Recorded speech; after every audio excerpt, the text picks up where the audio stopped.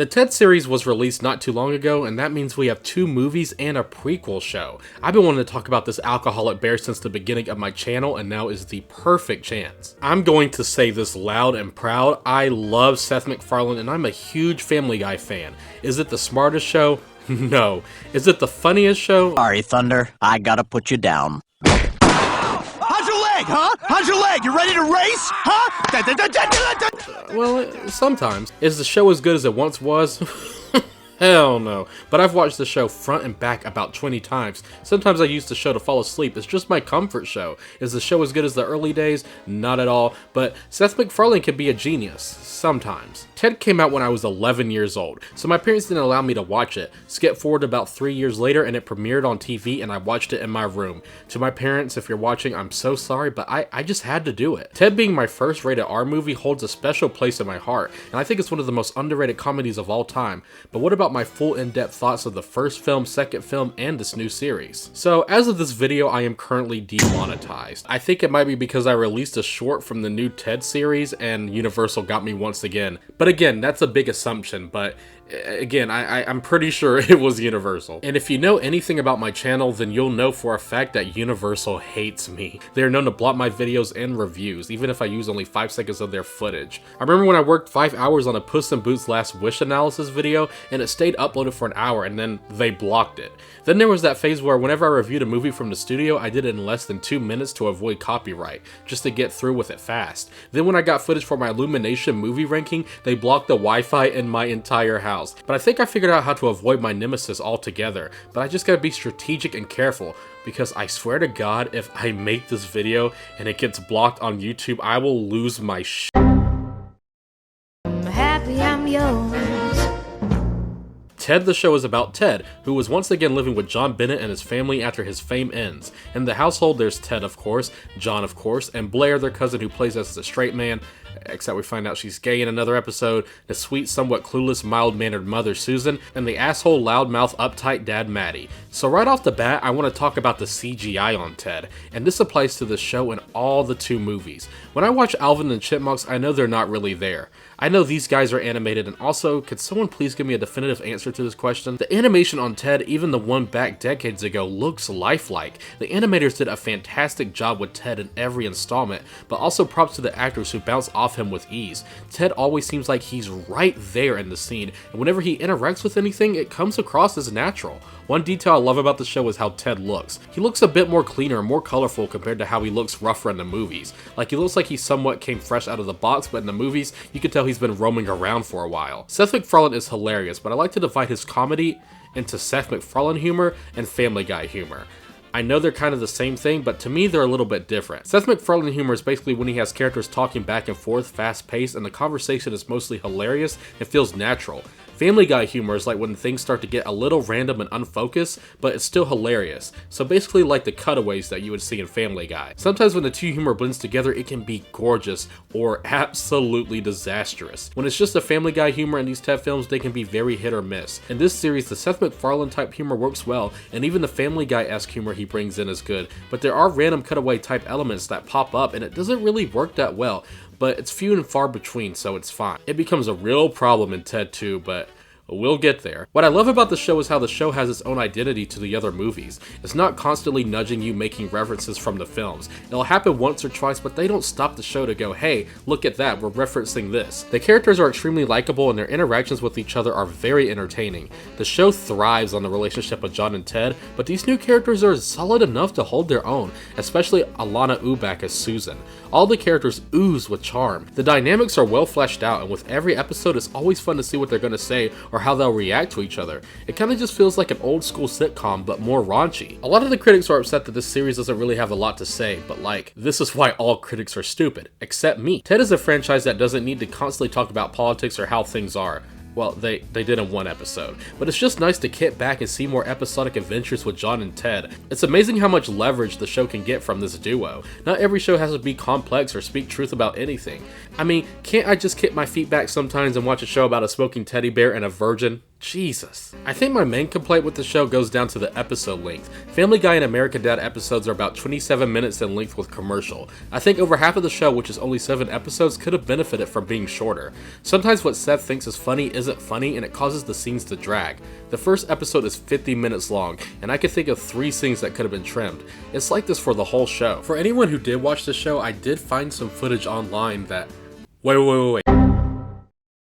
What I meant to say was I legally found the 7 episodes, so I can now rank them and talk about them a little bit. The worst episode is Loud Night. This is an okay episode. This is the one where it gets political after we find out that Blair has a girlfriend. It feels like Seth just wanted to make this episode because he needed a political episode in this mini-series. In 6th place, we have Desperately Seeking Susan. This episode is good. It's about Susan becoming a teacher at Ted and John's school. Honestly, she's my favorite character in the show besides the main duo. But the real meat of the story is Susan becoming a teacher, and that doesn't really happen until the final 15 minutes. Still, I would watch this episode just for Ted roasting the girl in the class. In 5th place, we have Subways, Bicycles, and Automobiles. This is the Halloween episode where Ted and John spend time away from each other. John makes a creepy friend that isn't really all that funny, but the other plot with Ted and Blair trying to make it home is hilarious and has a very hysterical plot twist. Just Say Yes is next on the list. This is the first episode and it's a nice reintroduction to the world. However, I do think it goes on for far too long. In 3rd place, we have Ejectile Dysfunction. Ted and John go to extreme lengths to watch a porno. This one's really funny and Ted looks really cute in his basketball uniform and it makes me want to buy a plush of him in that uniform.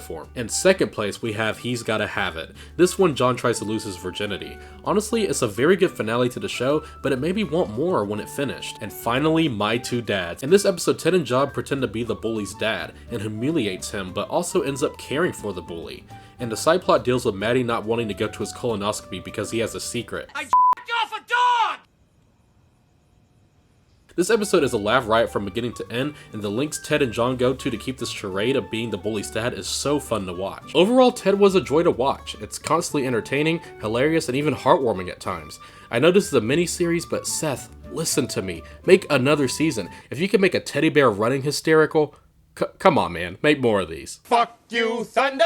You can suck my dick! Ted 2012 is about John Bennett, a man whose childhood wish of bringing his teddy bear to life came true, and now he must decide between keeping a relationship with the bear Ted or his girlfriend Lori. First things first, this is John's parents from the movie and from the show.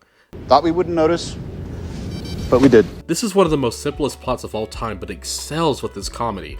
In a way, this movie is predictable, but the dynamics between Ted, Meg, and Marky Mark keeps things fresh. They all bounce off each other well without effort. Even the supporting cast like Joe Swanson, who's gay now and dates Deadpool, are fun.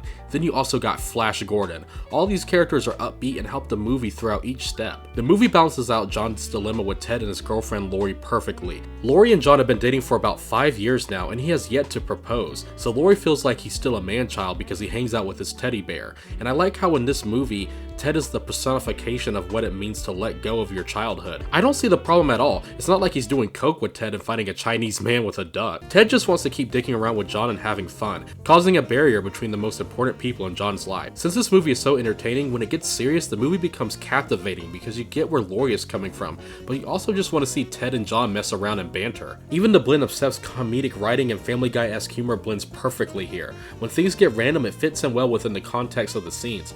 Honestly, this movie feels like season 4 of Family Guy, and if you don't know, that's basically the best season of the entire show. Even if you're not a fan of Family Guy, I still think people could enjoy this movie because the story, while simple, is heartwarming and is executed quite nicely. This movie even handles the cliche third act breakup well. Instead of Ted and John fighting and then just ending things, they make a mutual agreement to stay out of each other's lives for the better, so he can be happy with Lori. Even small decisions like that help the simple story become memorable. Of course Ted did well at the box office. In fact, it was the second highest grossing R-rated comedy of all time for a while. So of course, it was time for a second round.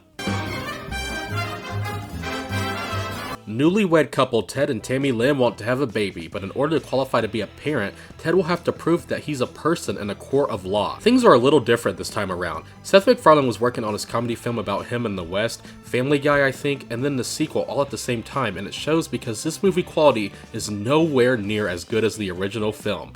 Lori, played by Mila Kunis, is not in this film, so John's love interest arc he went through in the previous film just feels worthless now. The previous movie had the perfect focus on Ted and John, but in this movie, Ted is the main focus, and I'm just gonna say this. This story is a lot more interesting than the previous one. Seeing Ted go through the struggle as being deemed property instead of human is the absolute perfect approach to take a second film. He can no longer work at his store, he can't have kids, his marriage with Tammy Lynn isn't valid, now he must go to court to prove himself as one of us. This idea is genius, so why is it the worst entry in the entire franchise? It all goes back to what I've been talking about with every segment in this video. The Family Guy brand of humor. Ted 2 is like the worst cutaways of Family Guy compiled into one. There's the season 6 episode of the show called Peter's Daughter where Meg falls in love with a doctor. The episode is funny throughout, but then at the end the show puts on the worst cutaway in the entire series' long-running history. Ladies and gentlemen, Mr. Conway Twitty.